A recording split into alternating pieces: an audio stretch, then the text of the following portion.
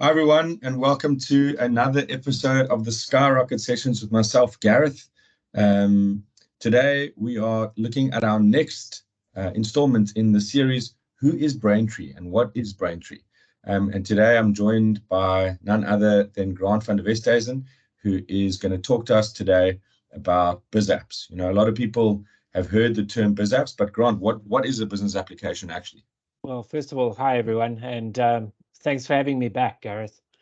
If you look at Biz Apps, I mean, business application, it's like if you look at any business, right, you need to actually understand what is going on. And Microsoft has a great way of referencing business applications. They look at it as being, if you look at your business as a house or a building, every room of the building needs to actually have a certain solution, and you can't build any kind of house or building if your foundation's not in place. So Right. there's six core pillars in building actually a probably steady, well-run, efficient business.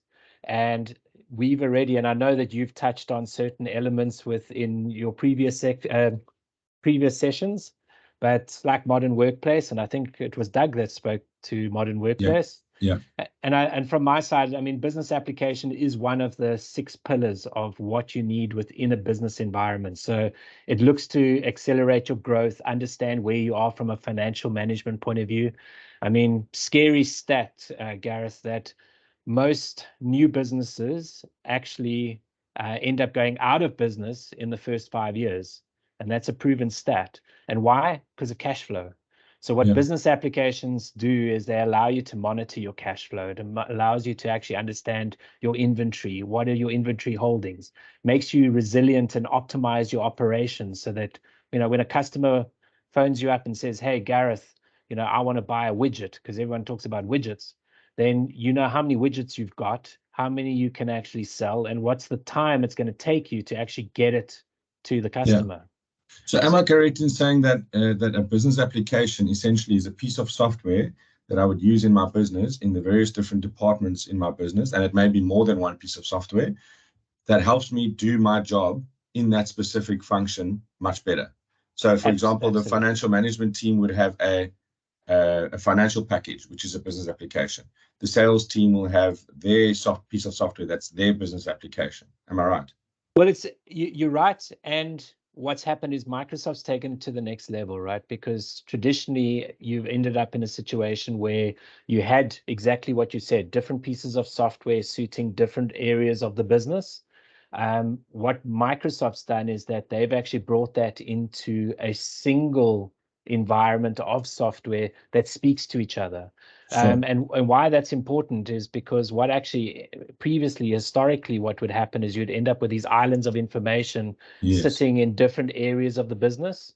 What Microsoft's done is, and the slide that you're referring to here is this digital transformation story of being able to actually take a piece of software or complementary software, but provide a single view of the business across all the spectrum. So, you know, be it finance and operations, or be it HR, or what gets called talent, because you need to know what's actually, you know, who your people are and what they're doing in the business. It could be a certain vertical section like retail. It could be marketing. How do you actually attract customers? That goes into the sales process. Like if you take a company like Takealot, for example, you know, you've got apps, you've got people going on placing orders from a sales point of view, but how is that order fulfilled? And then what happens is when you get your order and you're not happy with it, like how does that actually flow back, and how do you get it out and return the object or the widget, and how does that service get transpired into a single instance where you're not like shoved from pillar to post and said, oh no, Gareth, you need to speak to this department, that department, etc.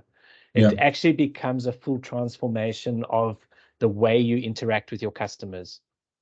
So essentially, it's now possible to have a unified view as a business owner of all the different departments that operate within my business. Instead of having to log in and out of multiple different pieces of software, I've got one view or version of the truth.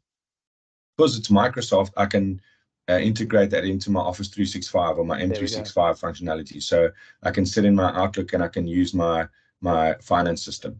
And because it's Microsoft, it all sits in Azure, so I don't have to buy a kit that sits in my office that costs me a lot of money.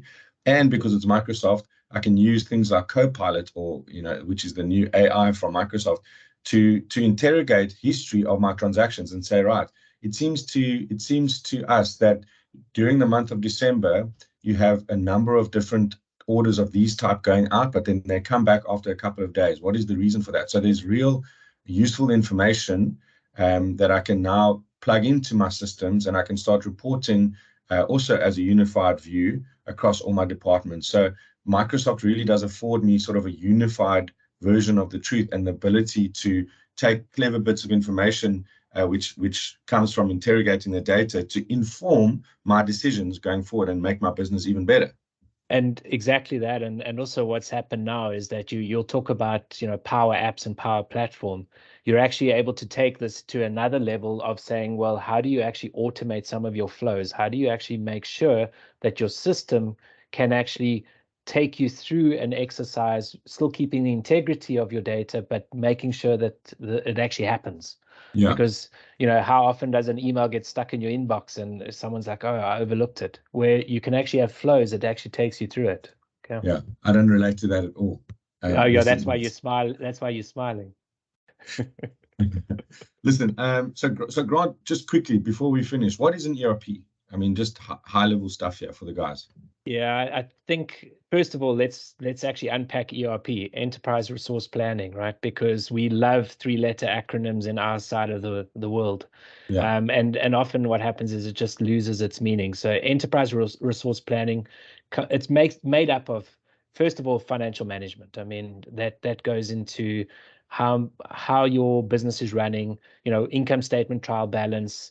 How do you make sure that your cash flow is in place? But one step further, ERP looks at your sales and service. If you're a service-oriented business or you're a sales business, it looks at how do you actually manage the process of getting an order into the system. You might also be a project oriented company where, if you're rolling out projects, how do you make sure that you're delivering what you promised at a certain time, and how do you actually project manage that from a resource perspective? Here's a key one. It also looks at supply chain, right? And post-COVID, supply chains across the world have been under massive stress. So it looks at how often do you have to reorder your inventory? What are your lead times? What's your safety stock? It looks at that whole component of making sure if you don't have goods and you're a good selling company, you're out of business. So you need to make sure that that's all maintained and planned.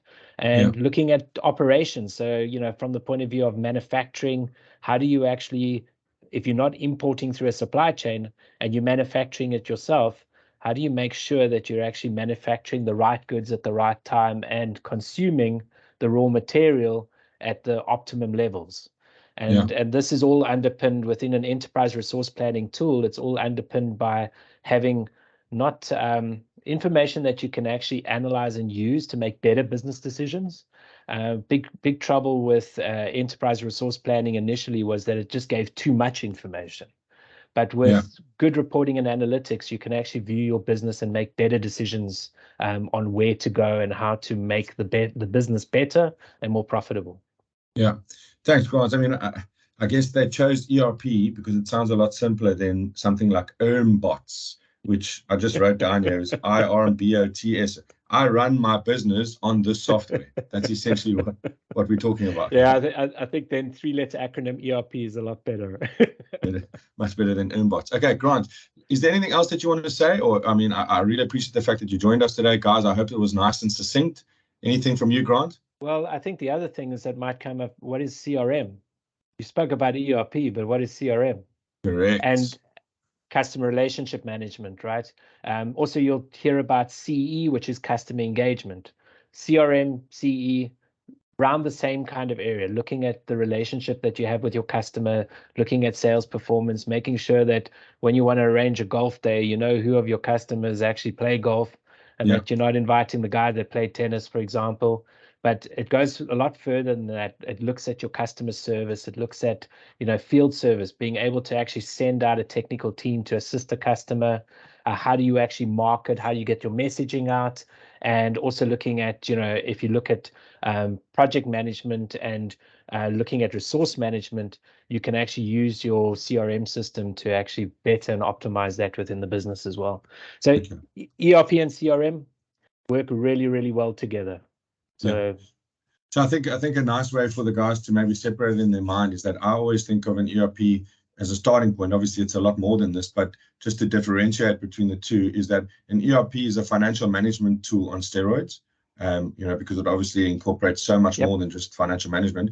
And a CRM is a sales tool on steroids. So it's got sales, but customer service and marketing and field service. So those are the two ways that you guys can look at it to separate it in your mind. Thank you so much for logging on and watching again. Grant, thank you so much for your time.